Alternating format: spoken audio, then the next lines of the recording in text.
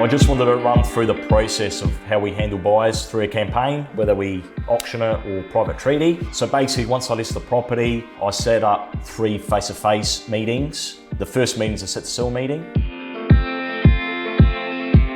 So with that set to sell meeting, we just go through some real basic items, reason to sell, what deposit they're looking to take, settlement periods, things like that, just to make sure we're transparent when it comes to communicating with buyers and come through the open home. So with that review meeting, that happens 1 week into the campaign. So usually that first week, I'll have 3 open inspections. During those open inspections, obviously we start getting some good feedback for the vendors. Obviously, negative feedback, positive feedback, and then most important, price feedback. It gets all documented, all right? So we send out a vendor report on the Tuesday, and in that report, it's quite detailed. So all the vendors can see exactly what's happening with their property and where feedback's coming out. With the auction, for example, we'll set up a reserve meeting. I go through a buyer's register. With that buyer's register, we've got hot buyers, warm buyers, cold buyers. We'll mainly concentrate on those hot buyers. Those hot buyers are the ones that have told me, Andrew, we're looking to register at the auction. Obviously, we got feedback from those buyers, pricing where they see value in the property, and then we can sort of set up our reserve accordingly. I'll run through the vendor, the 3 likely scenarios, what's gonna happen on auction day. All right, so first scenario is what I like to call it a momentum auction. So with that momentum auction, people see value in that reserve, we've got very good strong bidding, the property sells. Second scenario is what I call it a stalling auction. All right, so basically what happens is we've got a bidder at one level, we've got the reserve higher, and there's a bit of a gap there.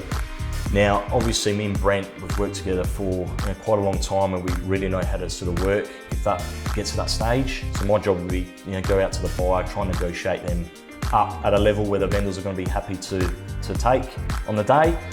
If we don't get a result at auction, I don't panic. We just go through that third scenario, which is after auction. All right, so with that, it'll be private treaty. We could do like a best offers campaign, introduce a price. There's different options that we've got after that as well. Now, Brent Ilicic can explain to you his process of how he runs with those buyers on auction day. Having worked with Andrew for over 5 years now, we've got the ability to read the play and see it in slow motion in high pressure situations on auction day. The first critical conversation that we have is a couple of days out from auction, when Andrew passes me the data and all of the key buyers' information that he's met with over the course of the few weeks.